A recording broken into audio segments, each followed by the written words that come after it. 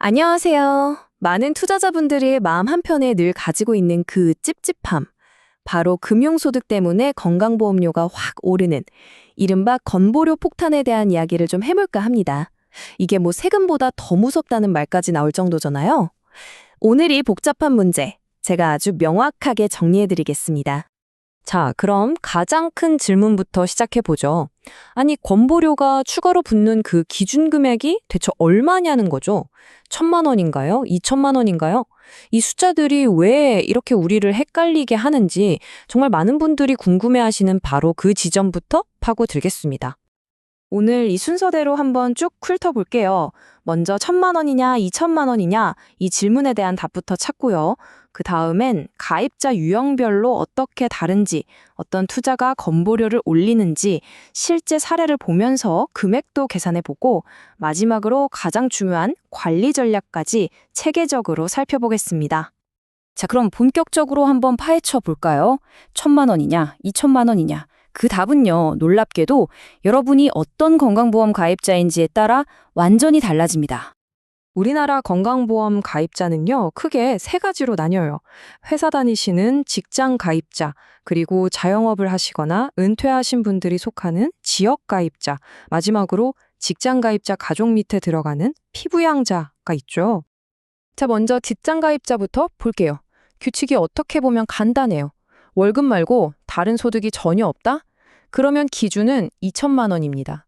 금융소득이 2,000만 원을 넘을 때 그 넘어간 초과분에 대해서만 추가 보험료가 붙는 거죠.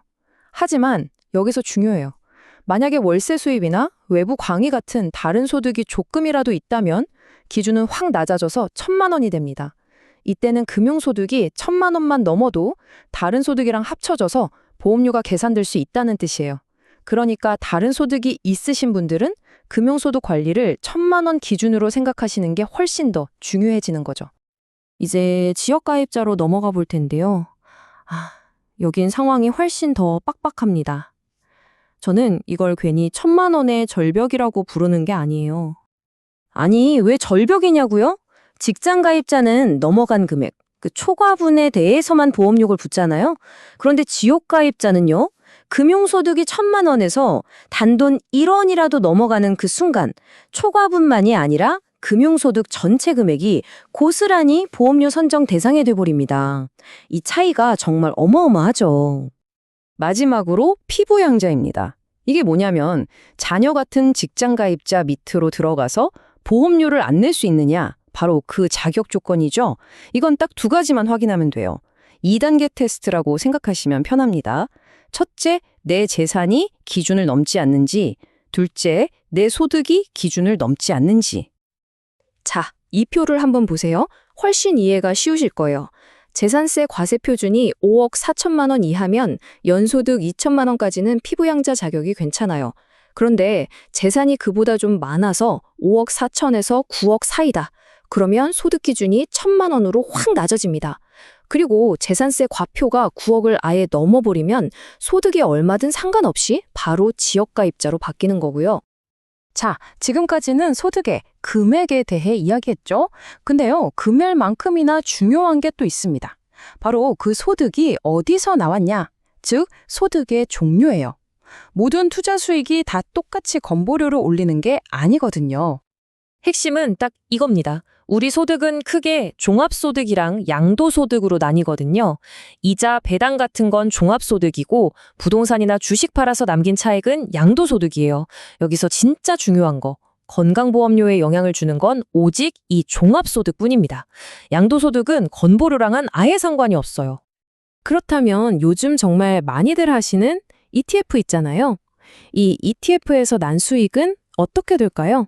바로 여기에 정말 많은 분들이 빠지는 함정이 숨어 있습니다. 자, 이 표를 보시면 그 함정이 뭔지 바로 아실 수 있습니다. 해외 주식을 직접 사거나 아예 해외에 상장된 ETF를 사서 판 차액은 양도소득이에요. 그래서 건보료랑 상관이 없죠.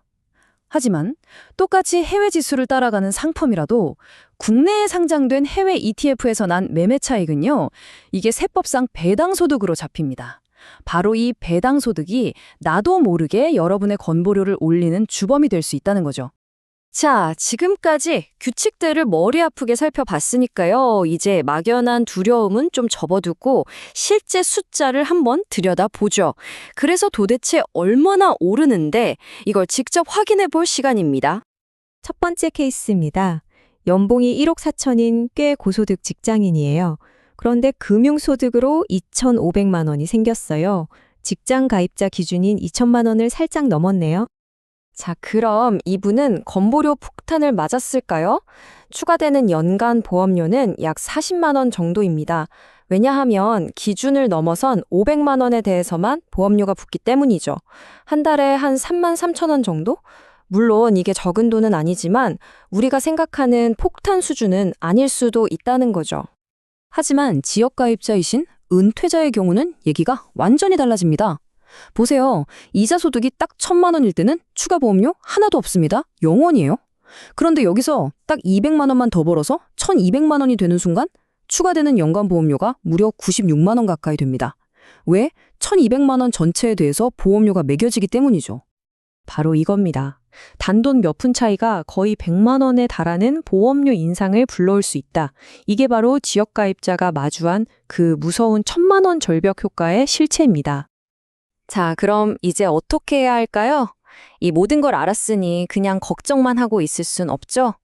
이제 우리가 뭘 할 수 있는지, 이 건보료를 어떻게 관리할 수 있는지 그 구체적인 계획에 대해 이야기해 보겠습니다. 다시 통제권을 우리 손으로 가져올 시간이에요. 핵심 전략은 딱 이겁니다. 첫째, 내 기준 금액이 얼마인지 정확히 아는 것. 내가 일반 직장인이면 2천, 그 외엔 무조건 1,000만 원. 이걸 딱 기억하세요. 둘째, 부부라면 금융자산을 좀 나누는 거예요. 한 사람한테 소득이 몰리지 않게요. 셋째, ISA, IRP, 연금저축 같은 절세계좌 있잖아요. 이걸 진짜 적극적으로 활용해야 합니다. 마지막으로 이게 진짜 꿀팁인데 배당 많이 주는 자산들 있죠? 이런 걸 방금 말한 절세계좌 안에 먼저 쏙 넣어두는 겁니다. 그럼 건보료 계산에서 쏙 빠지거든요. 자, 이제 규칙을 다 알게 되셨습니다. 근데 사실 아는 것보다 더 중요한 건 이 지식을 어떻게 써먹느냐겠죠.